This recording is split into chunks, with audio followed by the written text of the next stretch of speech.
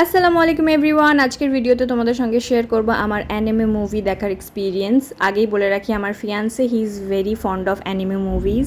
ওর তো সব ধরনের মুভি দেখা শেষ, আমি এটা নিয়ে সেকেন্ড টাইম এক্সপিরিয়েন্স করছি। তো আমরা কোনো টাইম ওয়েস্ট না করে টিকিট বুক করি আর আমরা বেরিয়েও পড়ি। আমরা যাচ্ছিলাম ডেমন স্লেয়ার দেখতে।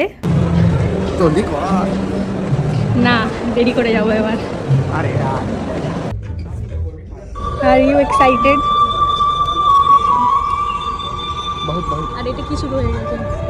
आइए ना हमरा बिहार में। Adapted to it instantly! Don't tell me that's all you're capable of!